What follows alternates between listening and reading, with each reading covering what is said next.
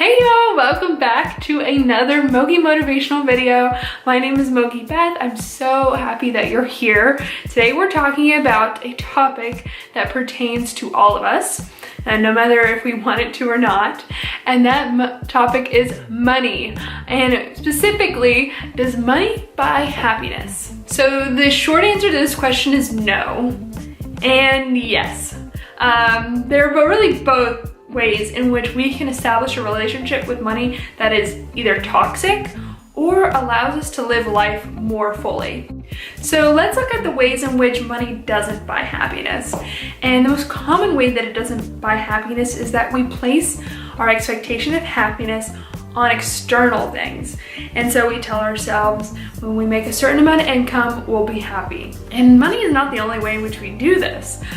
We tell ourselves when we reach a certain achievement or level of success, we'll be happy. When we move to a new city, we'll be happy. When we start a new job, we'll be happy. When we go back to school, we'll be happy. When we start a new relationship, we'll be happy. When our kids get into a certain program, we'll be happy. When we get a dog, we'll be happy. And the truth of the matter is, those things will bring short-term happiness. They will bring short-term pleasure and feelings of achievement, but they won't deliver long-term happiness. Maybe for a day or a few weeks or a few months, they'll light us up with happiness, but the long-term sustained happiness does not come from external things. And so a lot of people get to the zenith of where they're trying to go. They get to a certain income, they get to a certain level of success, they celebrate for a little while, and then they look around and they realize life hasn't changed that much. They're still dealing with the inner turmoil and pain that they were before.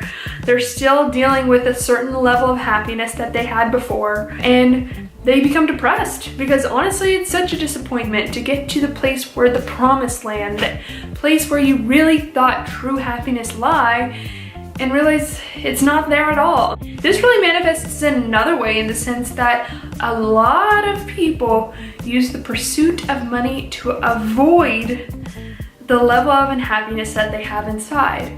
And this is called workaholics.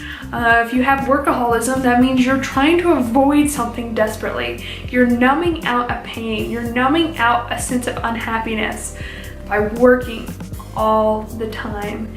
And in that sense, money can be such a carrot where you keep chasing and chasing and chasing, hoping that over time, doing so, you'll become happier. But really all you're doing is avoiding your unhappiness.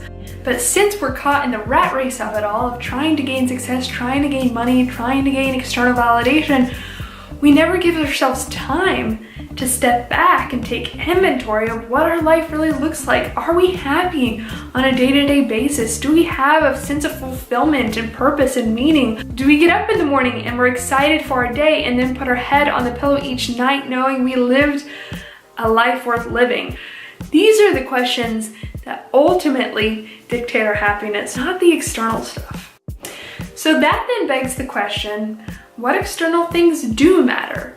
And how does money actually play into our happiness? If happiness comes from an internal place, does money ever have a role in making us happy?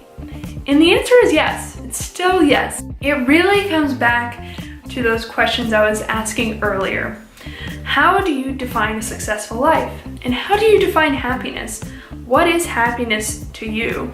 And for me, happiness is growth, and happiness is gratitude. It's those things combined. It's growth in relationships, it's growth in my career, it's growth in my self-development especially.